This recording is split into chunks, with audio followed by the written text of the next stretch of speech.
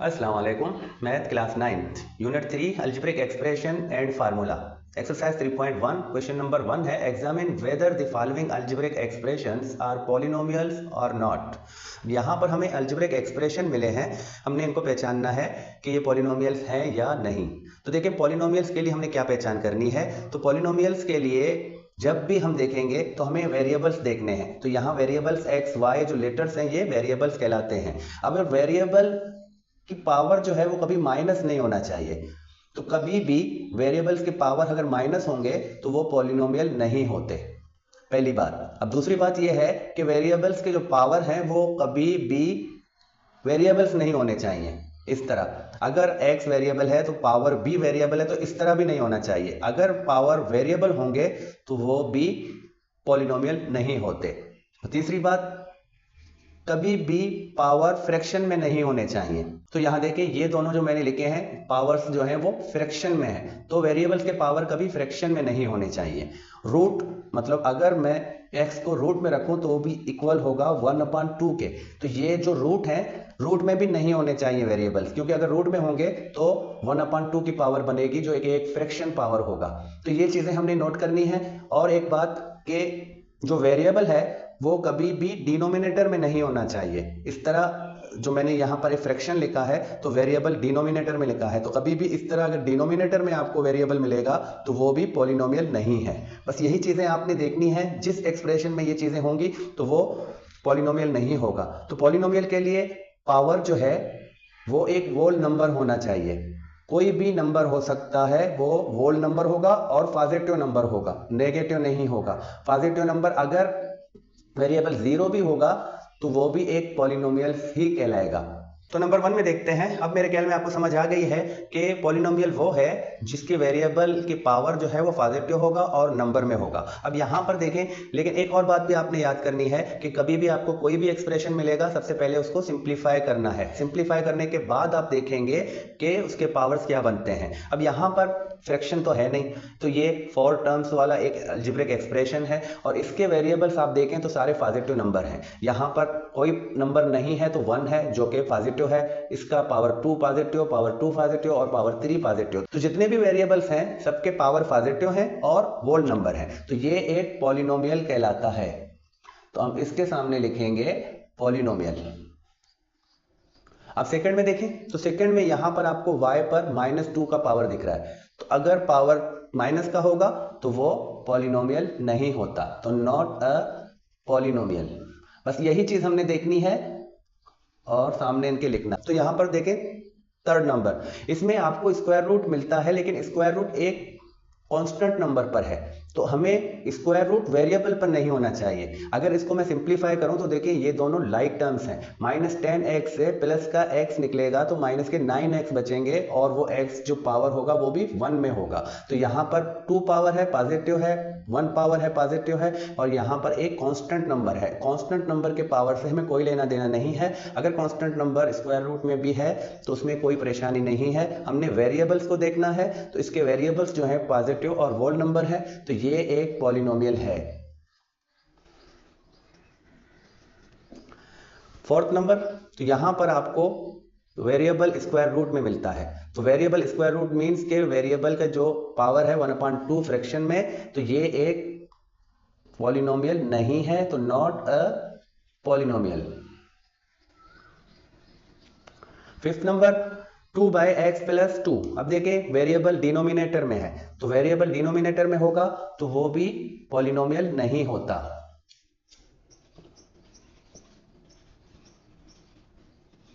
और लास्ट में देखते हैं यहां भी 2/x, तो यहां भी जो वेरिएबल है वो डिनोमिनेटर में है, तो ये भी पॉलिनोमियल नहीं है, तो नॉट अ पॉलिनोमियल।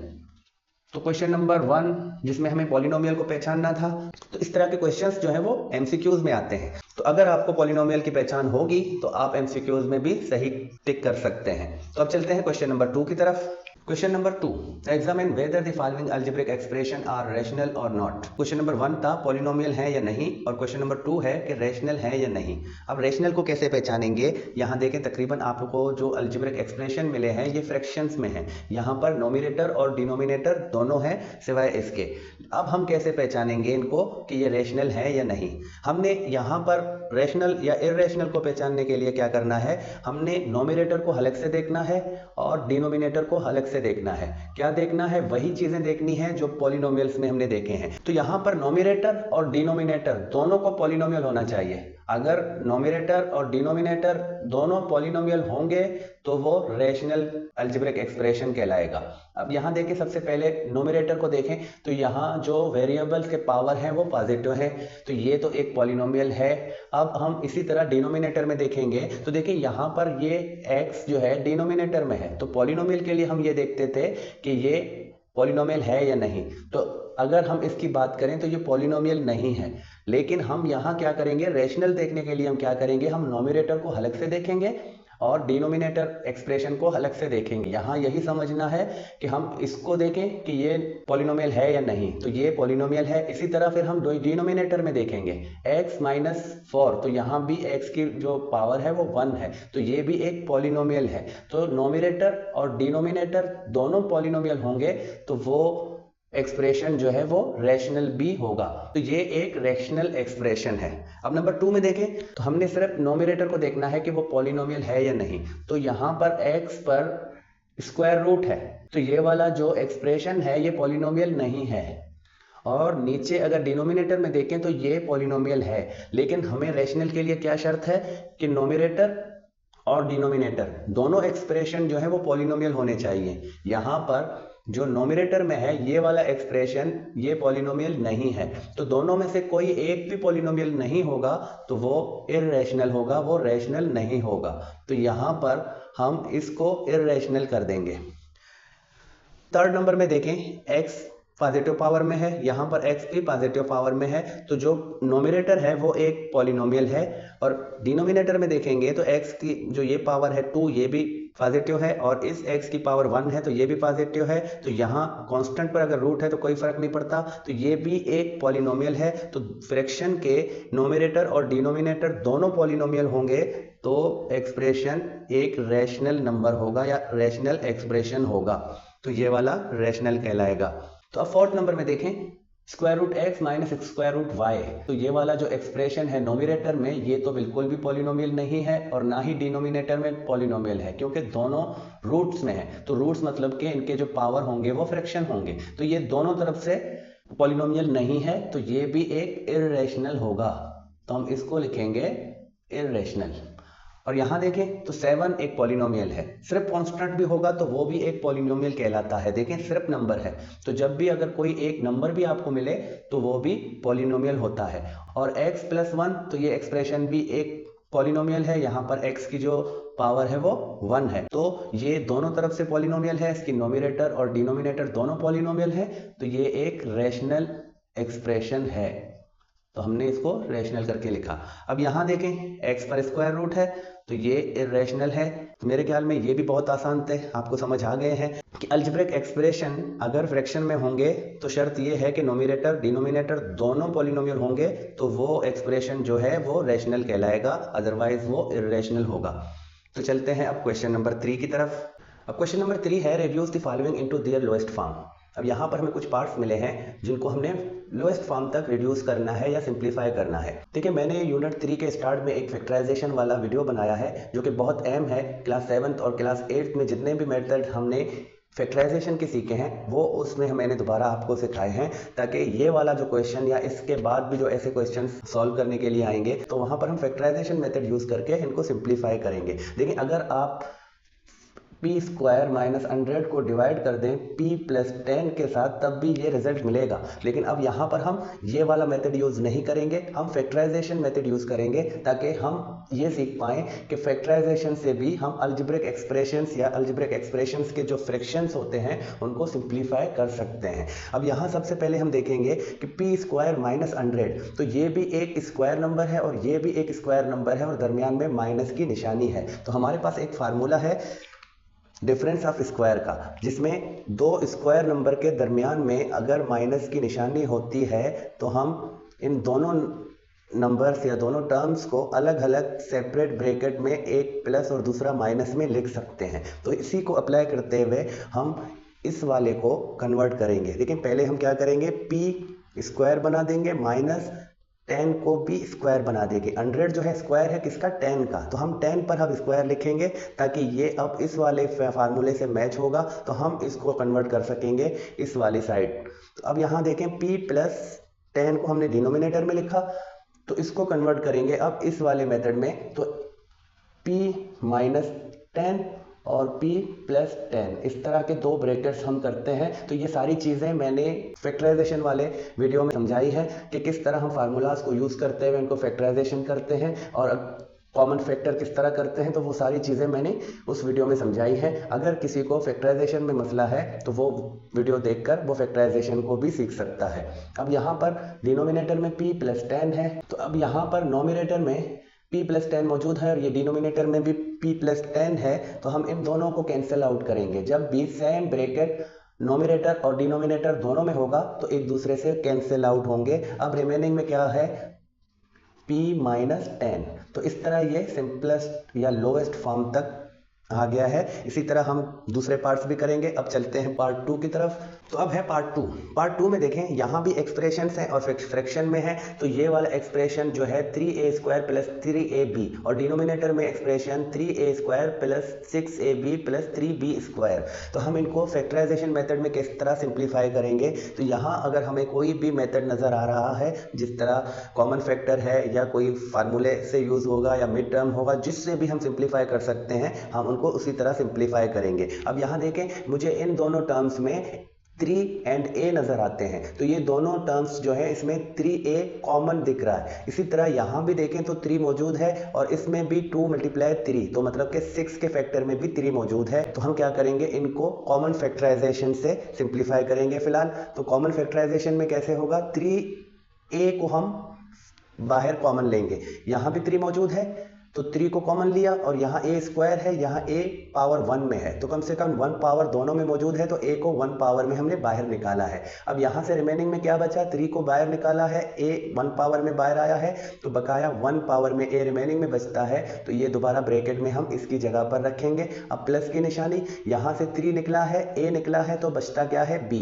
तो इसी तरह हमने इसको फैक्टराइज करा कॉमन। तो कॉमन फैक्टराइजेशन करने का यही तरीकेकार होता है। अब यहाँ भी देखें 3, इसमें भी 2 मल्टीप्लाई 3 इज इक्वल टू 6, तो यहाँ भी 3 मौजूद है, तो हम 3 को कॉमन रखेंगे, ब्रैकेट देंगे, यहाँ से a² अब रिमेनिंग में आएगा, तो प्लस के बाद देखें 3 को हमने बाहर निकाला है तो 2 बकाया रहता है, तो 2 और a b को हम इधर यहाँ ऐसे रखेंगे, फिर प्लस के बाद यहाँ से भी 3 को हमने कॉमन लिया है, रिमेनिंग में b² रहता है। तो ये हमने इस तरह कॉमन फैक्टराइजेशन करी। अब हम क्या करेंगे, तो देखें 3 जो है नोमिनेटर में भी मौजूद है, डिनोमिनेटर में भी मौजूद है, तो ये कैंसिल आउट हो सकता है, तो हम इसको कैंसिल आउट करेंगे। अब हम बकाया क्या रहता है, तो यहाँ से a ब्रैकेट में a प्लस b, तो ये 3 कैंसिल आउट हुआ है, बकाया यहाँ पर क्या बचता है, a² plus 2ab plus b²। अब यहाँ देखें तो ये वाला भी एक परफेक्ट ट्राइनोमियल स्क्वायर है। जिस तरह हमारे पास जो परफेक्ट स्क्वायर वाला फार्मूला है, a plus b whole square is equal to a² plus 2ab plus b², तो ये वाला इस फार्मूले से मैच होता है। तो हम इस वाले को देखें तो सेम ये वाला साइड है, तो हम इसको अब कन्वर्ट करेंगे परफेक्ट स्क्वायर में। तो हम क्या करते हैं, जो नोमिनेटर है, फिलहाल नोमिनेटर जैसे है इसको वैसे रखेंगे इस स्टेप्स में, और डिनोमिनेटर को अब इस वाले साइड से कन्वर्ट करेंगे इस वाले साइड, तो a प्लस b का होल स्क्वायर बनाएंगे। अब होल स्क्वायर है तो हम देखते हैं कि यहाँ भी सेम यही ब्रैकेट नज़र आता है, तो हम इसको अब 2 ब्रैकेट्स में लिखेंगे, क्योंकि स्क्वायर है तो a प्लस b और इसी तरह a प्लस b। तो हमने 2 ब्रैकेट्स इसलिए लिखे ताकि हम इस वाले को इसके साथ कैंसिल आउट कर सकें। अब हमारे पास रिमेनिंग में क्या बचता है, तो यहाँ नोमिनेटर में a और डिनोमिनेटर में a प्लस b रिमेनिंग में बचता है, तो ये इसका लोएस्ट फॉर्म है। तो ये फाइनल हो गया। अब चलते हैं पार्ट 3 की तरफ। अब है पार्ट 3। पार्ट 3 में भी दो फ्रैक्शन है और दरमियान में मल्टीप्लिकेशन की निशानी है। तो यहाँ भी हम सबसे पहले तो फैक्टराइजेशन में देखेंगे कि क्या यहाँ पर कुछ कॉमन फैक्टराइज होगा या नहीं। लेकिन ये तो कॉमन फैक्टर नहीं होते, लेकिन यहाँ पर हम देखते हैं तो इन दोनों में a मौजूद है, इसी तरह यहाँ पर दोनों में 2 मौजूद है, तो ये दोनों जो है कॉमन फैक्टराइज होंगे। तो हम इनको सबसे पहले यही काम करेंगे, कॉमन फैक्टराइज में लाएंगे। ये वाले जैसे हैं इनको फिलहाल वैसे ही रखेंगे और यहाँ से हम a को कॉमन निकालेंगे तो रिमेनिंग में a प्लस यहाँ से b बचेगा। देखिए a क्यों बचा, क्योंकि स्क्वायर में था, तो हमने 1a को बाहर निकाला है तो बकाया 1a रिमेनिंग में यहाँ बचेगा। इसी तरह यहाँ से आप देखें 2 दोनों में मौजूद है, तो 2 को हमने कॉमन लिया है। अब यहाँ से a स्क्वायर माइनस की निशानी और b स्क्वायर रिमेनिंग में बचता है, तो इसको हमने इस तरह कॉमन फैक्टराइजेशन करा। अब क्या करेंगे, अब हम देखते हैं तो a square minus b square है, तो ये वाला जो है फार्मूले से मैच होता है डिफरेंस ऑफ स्क्वायर से। तो डिफरेंस ऑफ स्क्वायर वाला फार्मूला हमारे पास क्या है, a square minus b square is equal to a plus b bracket में और a माइनस बी। तो ये वाला फार्मूला अप्लाई करते हुए हम इसको कन्वर्ट करेंगे अब इस फॉर्म में। देखें a minus b, a plus b multiply a और a प्लस बी का ब्रैकेट, यहाँ पर 2 है। अब ये वाला ब्रैकेट हम इस तरह 2 ब्रैकेट्स में लिखेंगे, a प्लस बी और a माइनस बी करके।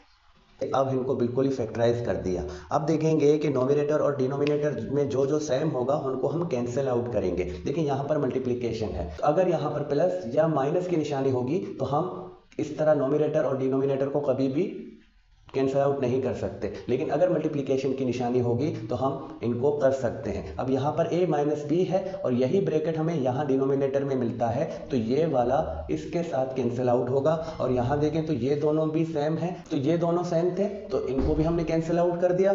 अब जो रिमेनिंग में बचता है उनको हम लिखेंगे, तो यहाँ से हमारे पास अब सिर्फ a रहता है नोमिनेटर में और यहाँ डिनोमिनेटर में ये वाला 2 और a प्लस b रहता है, तो हम इनको ऐसे डिनोमिनेटर में रखेंगे और ये इसका लोवेस्ट फॉर्म है, मजीद इसको सिंप्लीफाई नहीं कर सकते।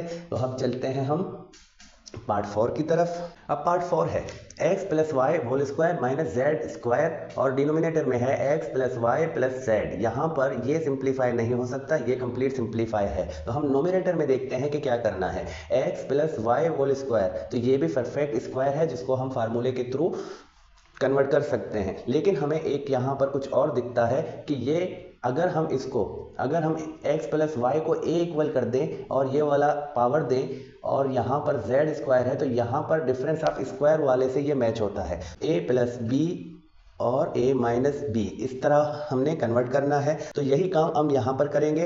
इस वाले को हम x प्लस वाई को हम a के इक्वल समझेंगे, तो हम x प्लस वाई को रखेंगे, मतलब कि a को हमने रखा, फिर हमने इस प्लस को दिया और b की जगह हमने z रखा, ऐसे करके। तो ये हमारा फर्स्ट ब्रैकेट होता है और इसी तरह सेकंड ब्रैकेट में भी हम यही करेंगे। तो a की जगह पर हम a plus x plus y को लेंगे और हम अब यहाँ पर प्लस दिया हुआ है तो दूसरी ब्रैकेट हमारे पास माइनस की होगी, तो यहाँ z रखेंगे। तो ये इस तरह हम इसको फाइनल कर देते हैं। तो अब हमने इसको लिखा, तो डिनोमिनेटर में हमारे पास है x plus y plus z।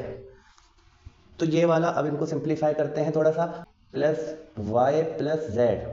तो देखिए ये वाला यहाँ कुछ भी नहीं है, हम इसको बगैर ब्रैकेट के भी लिख सकते हैं, x प्लस वाई और प्लस के बाद z भी लगा सकते हैं। सेम इसी को भी इसी तरह कर सकते हैं, x प्लस वाई माइनस का z, और हमारे डिनोमिनेटर में है x plus y plus z।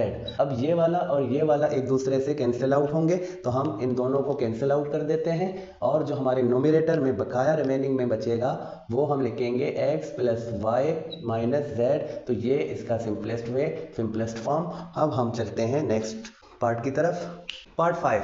अब देखिए इनको मैं जल्दी इसीलिए कर रहा हूँ क्योंकि मैंने फैक्टराइजेशन पे एक वीडियो बनाई है, जिसको फैक्टराइजेशन नहीं आती तो वो वीडियो देख ले, उसको वहाँ पे फैक्टराइजेशन के वो सारे मेथड मिलेंगे जो हमने 7th और 8th क्लास में सीखे हैं। तो उन्हीं मेथड्स को, उन्हीं फैक्टराइजेशन के मेथड्स को हम यहाँ पर यूज़ करते हुए इनको सिंप्लीफाई कर रहे हैं। अब यहाँ भी देखें तो ये वाला ब्रैकेट जिसमें m मौजूद है, तो मतलब यहाँ से m कॉमन में निकलेगा और यहाँ पर 3 दोनों में मौजूद है क्योंकि 15 के फैक्टर में भी 3 है, और यहाँ पर 2 दोनों में मौजूद है क्योंकि 12 के फैक्टर में 2 मौजूद है। तो इसको हम पहले क्या करते हैं, कॉमन फैक्टराइजेशन करेंगे, यहाँ से m को बाहर निकालेंगे और रिमेनिंग में 1a यहाँ बचेगा और माइनस के बाद हम 6 लिखेंगे। इसी तरह यहाँ देखते हैं तो 3 को निकालता हूँ मैं, बकाया x प्लस 5, क्योंकि 5 मल्टीप्लाई 3 इज इक्वल टू 15। अब यहाँ पर एक सवाल ये बनता है कि मैंने जो फैक्टराइजेशन का तरीका सिखाया है कि दो ब्रैकेट्स को जब हम ब्रेक करते हैं तो यहाँ मैंने आपको यही समझाया है कि लाजमी निशानी के साथ टर्म रखना है। तो वहाँ क्या होता है, वो 2 टर्म्स होते हैं, ये 1 टर्म्स है, मल्टीप्लिकेशन में है। यहाँ पर हम कभी भी निशानी नहीं रखेंगे क्योंकि ये जो टर्म्स हैं ये आपस में मल्टीप्लाई है। तो इनको हम आगे समझेंगे कि कैसे रखना है। तो यहाँ से हम 2 को कॉमन लिखा लेंगे, m माइनस, अब देखें इसके फैक्टर्स क्या हैं, 2 मल्टीप्लाई 6 इज इक्वल टू 12। तो हमने 2 को बाहर लिया है तो बकाया 6 यहाँ से रिमेनिंग में आएगा। अब इनको कैसे रखेंगे, देखिए ये सब मल्टीप्लाई में है तो हम इस 3 इस m को साथ में इस तरह रखेंगे और फिर दोनों ब्रैकेट्स को भी ऐसे करके लिख सकते हैं। ये हमने सिर्फ इसको रीअरेंज करके लिखा है, स्टैंडर्ड फॉर्म में लिखा है। और जो हमारा डिनोमिनेटर में है m माइनस 6, अब देखिए m माइनस 6 जो है नोमिनेटर और डिनोमिनेटर दोनों साइड मौजूद है तो ये कैंसिल आउट होगा और बकाया जो हमारे पास होंगे 3m x प्लस 5 और डिनोमिनेटर में जो होगा वो 2 होगा। तो ये इसका सिंपलेस्ट फॉर्म आ गया।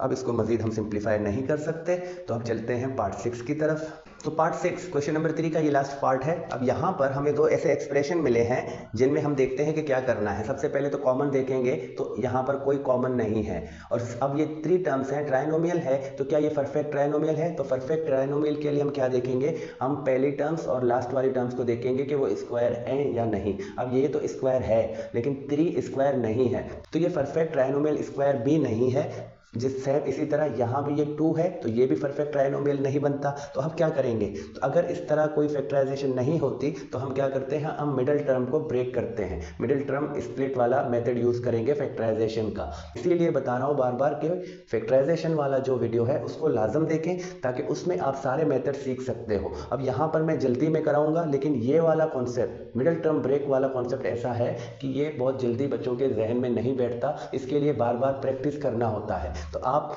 ये वाला वीडियो भी देखें और जो फैक्टराइजेशन वाला है वो वाला वीडियो भी देखें ताकि आपको मिडिल टर्म के जो प्रॉब्लम्स हैं वो आपके क्लियर हो जाएं। अब यहाँ पर हम क्या करेंगे, मिडिल टर्म जो ये वाला टर्म है इसको 2 हिस्सों में कर देंगे, 2 टर्म्स में ब्रेक करेंगे। तो इसके लिए कुछ शर्तें हैं वो हमने पूरी करनी है। हम क्या करते हैं, देखें ये जो फर्स्ट टर्म है इसकी कोएफिशिएंट में कोई नहीं है तो 1 है। अगर कोई नंबर होगा तो हम नंबर लेंगे, नंबर नहीं होगा तो हम 1 को लेंगे और इस 3 से मल्टीप्लाई करते हैं तो हमें जो रिजल्ट मिलेगा 3 मिलेगा।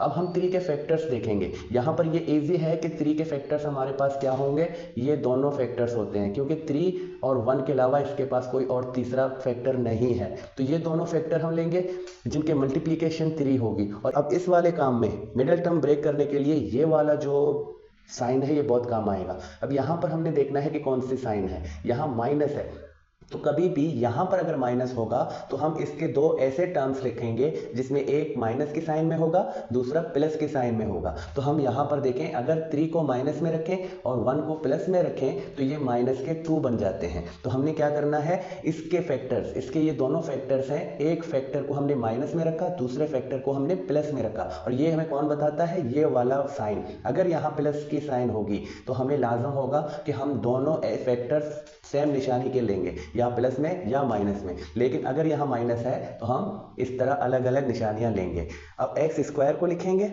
माइनस 3x बनाएंगे और प्लस का 1x लिखेंगे, माइनस 3 लिखेंगे। अब देखिए सेम मैंने इसको ब्रेक करा है लेकिन इसकी वैल्यू को ख़त्म नहीं करा, इसकी वैल्यू वही -2 बन जाती है। अगर -3x से प्लस का 1x निकलता है तो माइनस के 2x ही रहेंगे। सेम इसी तरह यहाँ पर भी यही काम करेंगे, 1 और 2 को मल्टीप्लाई करते हैं तो 2 होगा, तो 2 के भी फैक्टर यही दोनों हैं जो कि मल्टीप्लाई करने से 2 होंगे। और इनका अब प्लस या माइनस, देखिए यहाँ भी माइनस की निशानी है तो हमने 2 फैक्टर ऐसे लेने हैं जिसमें में एक माइनस होगा, दूसरा प्लस होगा। तो हम 2 को माइनस का कर देंगे क्योंकि यहाँ पर ये x क्या है, माइनस में है। तो हम बड़े रकम को माइनस में कर देंगे क्योंकि यहाँ पर जो हमारा मिडिल टर्म है वो माइनस में है। तो -2 + 1 इज इक्वल टू -1। तो सेम यही वाला काम हम यहाँ पर करेंगे, -2x बनाएंगे और प्लस का 1x लिखेंगे, माइनस का 2। लेकिन ये वाला अब 2x से अगर हम प्लस का 1x निकालेंगे तो माइनस का 1x ही रिमेनिंग में बचेगा। ये वाला तरीका मैंने फैक्टराइजेशन वाली वीडियो में बहुत तफसील से समझाई है। तो अगर आपको यहाँ पर समझ नहीं आ रही तो आप वहाँ उस वीडियो को देखकर फैक्टराइजिंग सीखें पहले। अब यहाँ पर हम क्या करते हैं, जब भी हम मिडिल टर्म ब्रेक करेंगे तो ये 4 टर्म्स बनते हैं और 4 टर्म्स में फिर हम क्या करते हैं, हम ग्रुपिंग फैक्टराइजेशन करेंगे। तो ग्रुपिंग फैक्टराइजेशन मतलब कि इन दोनों में 2 टर्म्स में हम देखेंगे कौन सा कॉमन है। तो इन दोनों में हमें x कॉमन दिखता है तो हम x को लेंगे कॉमन और बकाया 1x यहाँ से रिमेनिंग में आएगा और -3 यहाँ से। अब यहाँ देखें प्लस x है और -3 है, तो इन दोनों में ऐसा कोई फैक्टर नहीं है जो कॉमन हो। तो जब भी ऐसी सिचुएशन आपको मिलेगी तो कोई भी आपको कॉमन नहीं मिलता, आप क्या करें, आप 1 को कॉमन रखें और जो फैक्टर आपके बकाया रहते हैं उनको आप इस तरह करके रखें। शर्त ये होगी कि ये दोनों जो ब्रैकेट्स हैं ये सेम होने चाहिए। अब यहाँ पर देखें सेम हो गए, सेम यहाँ पर हम काम करेंगे तो x को यहाँ से भी कॉमन लेंगे और बकाया 1x यहाँ से रिमेनिंग में होगा, यहाँ से x को कॉमन लिया तो -2 रिमेनिंग में होगा। और यहाँ भी यही काम है, देखें x और 2 से कोई भी फैक्टर कॉमन नहीं है तो हम +1 को कॉमन लेंगे और x - 2 को ब्रैकेट में रखेंगे इस तरह। अब ये दोनों ब्रैकेट सेम होते हैं तो 2 टर्म्स हैं अब जिसमें x - 3 दोनों में मौजूद है। तो x - 3 को हम क्या करेंगे, हम कॉमन लेंगे और जो यहाँ से x और यहाँ से +1 रिमेनिंग में बचता है तो इनको अलग से हम ब्रैकेट में लिखेंगे इस तरह करके। सेम यहाँ यही काम करेंगे, इस वाले ब्रैकेट को कॉमन लेंगे, x - 2 और x + 1, जो रिमेनिंग में x + 1 बचते हैं तो उनको हम अलग से ब्रैकेट में देंगे। अब देखते हैं कि नोमिनेटर और डिनोमिनेटर में सेम ब्रैकेट मिल रहा है तो ये दोनों एक दूसरे से कैंसिल आउट होंगे और हमारे पास अब रिमेनिंग में क्या बचेगा, ये वाला ब्रैकेट और ये वाला ब्रैकेट, x - 3 और x - 2। तो ये इसका लोएस्ट फॉर्म है। तो इस तरह क्वेश्चन नंबर 3 के 6 पार्ट थे हम करे हैं। और अगर जिस बच्चे को फैक्टराइजेशन अच्छे से आती है, इनको सिंप्लीफाई करने में उसको कोई दिक्कत नहीं होगी। इसीलिए बोल रहा हूँ बार बार कि फैक्टराइजेशन पहले सीखना है। इसके लिए मैंने अलग से एक वीडियो बनाई है, आप वो वीडियो देखें, फिर आप इस तरह के क्वेश्चन को बहुत आसानी से सॉल्व कर सकते हैं। और ये सिर्फ इस क्वेश्चन की बात नहीं है, आगे जितना भी हम बढ़ते जाएंगे हमें फैक्टराइजेशन बहुत काम आएगी सिंप्लीफाई करने के लिए। तो अब नेक्स्ट वीडियो में आएंगे इंशाल्लाह, तब तक के लिए खुदा हाफिज़।